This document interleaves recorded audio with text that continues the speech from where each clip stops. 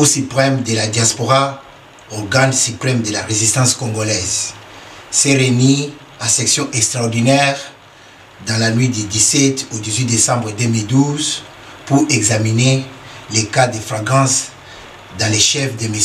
Odombo, Mme Marie-Louise Kadhafi de la France et de la radio-télévision Bendele localisée à Londres.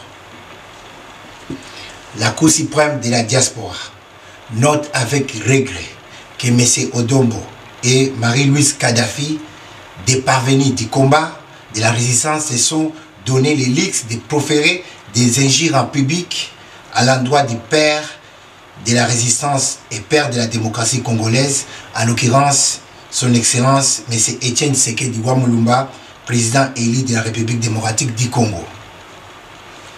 Les propos de ces enfants égarés, sans indication de base, si les médias informatisés montrent leur bassesse d'esprit et leur manque de compréhension du combat de la libération que nous menons depuis avant leur naissance. La Cour suprême de la diaspora trouve aussi bizarre que la radio-télévision Bendele ait pris de ces programmes des éléments de l'incitation à la haine tribale au moment où la résistance continue à appeler pour l'union des forces vives des filles et des fils du Congo pour mettre fin à l'évasion dont Hippolyte Kanambe alias José Kabila est le chef. Ainsi, considérant la gravité de la situation, la Cour suprême de la diaspora, usant de son pouvoir discrétionnaire et toutes les compétences lui reconnues, décide de ce qui suit. Article 1. M. Odombo et Mme Louise Kadhafi sont radiés du combat pour manquement grave à l'endroit de son Excellence M. Etienne Tshisekedi, président élu. Article 2. Une exposition punitive du quartier général de la résistance au Royaume-Uni sera dépêchée sur Paris pour exécuter la montacalisation de ces enfants maudits pour les permettre leur éducation. Article 3. M.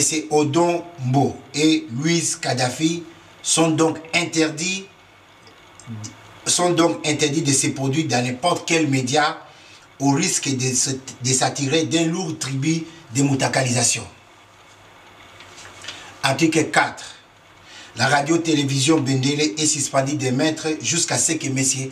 Honoré Ngwanda présentera ses excuses auprès du président élu, son Excellence M. Etienne Tshisekedi.